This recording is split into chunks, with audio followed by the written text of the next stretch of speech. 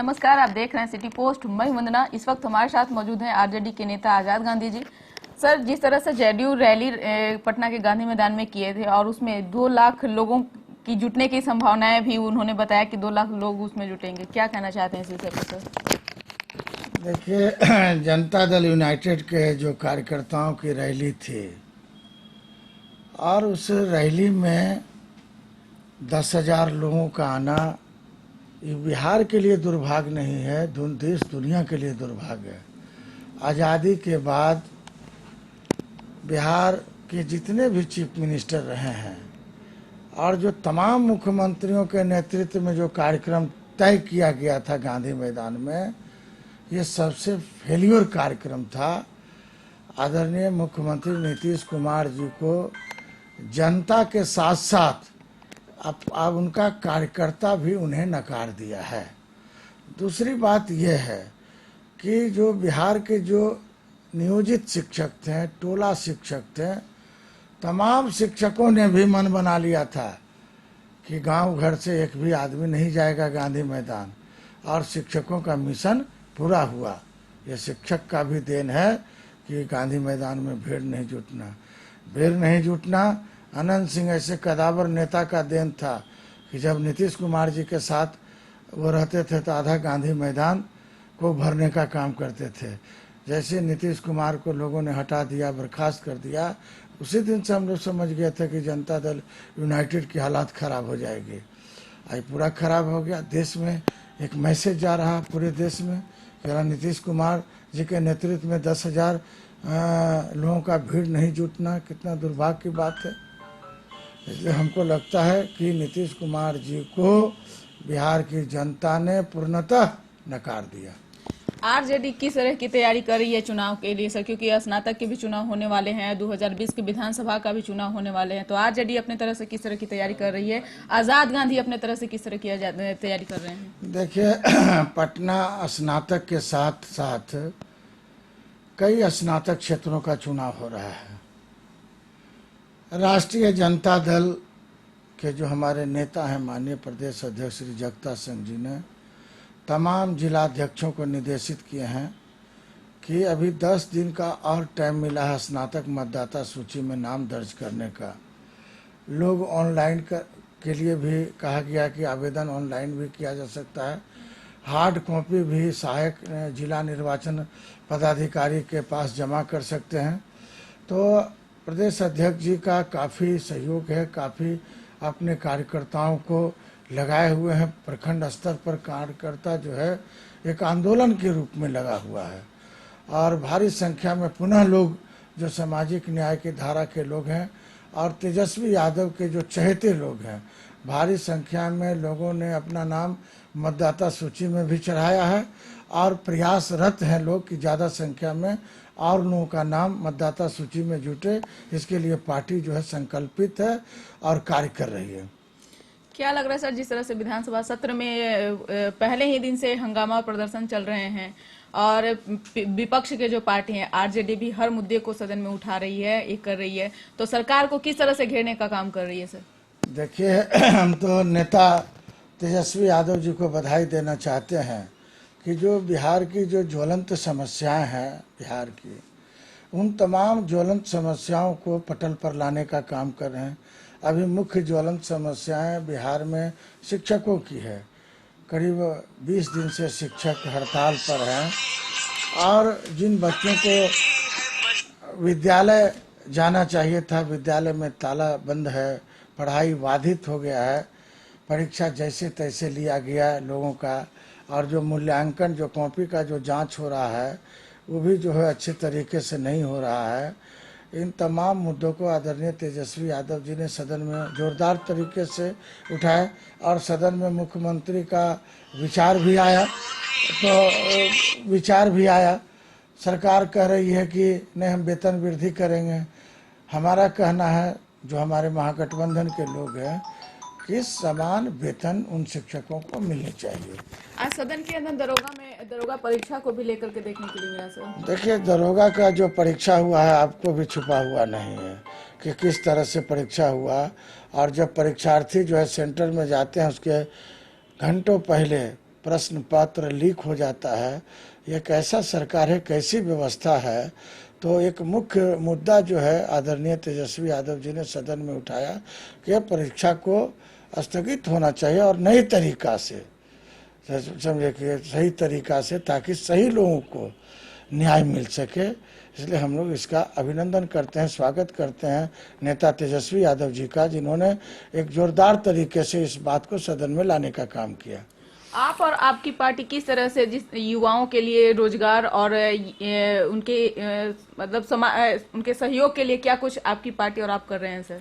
देखिए, हम तो, हमारी पार्टी ने एक विशाल बेरोजगारी हटाओ का कार्यक्रम वेटनरी कैंपस प्रांगण में हुआ। हजारों हजार की संख्या में बिहार के तमाम कोने से बेरोजगार जुटे और तमाम युवाओं ने इस कार्यक्रम का समर्थन किया। जो हालात बिहार में बनते जा रहा है, बेरोजगारों का कोई रोजगार नहीं मिल रहा है, यहाँ जो इकाइयाँ थी वो भी बंद पड़ी है। एक देखिए शुगर मिल है रीगा सीतामढ़ी में, उसका भी हालात काफ़ी ख़राब है, अब जो है बंद होने वाला है। 40,000 किसान लाभान्वित होते थे रीगा शुगर मिल से। सरकार, इन लोगों का डिमांड था शुगर मिल के प्रबंधक कमेटी का कि सरकार हमको जो है 40 करोड़ का गारंटी ले।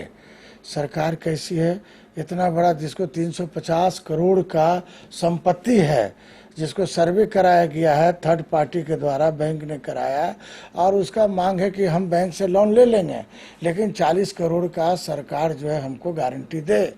लेकिन अभी तक इनकी मांगों को अनदेखी किया गया। हालात बिहार का औद्योगिक क्षेत्रों में काफ़ी खराब है।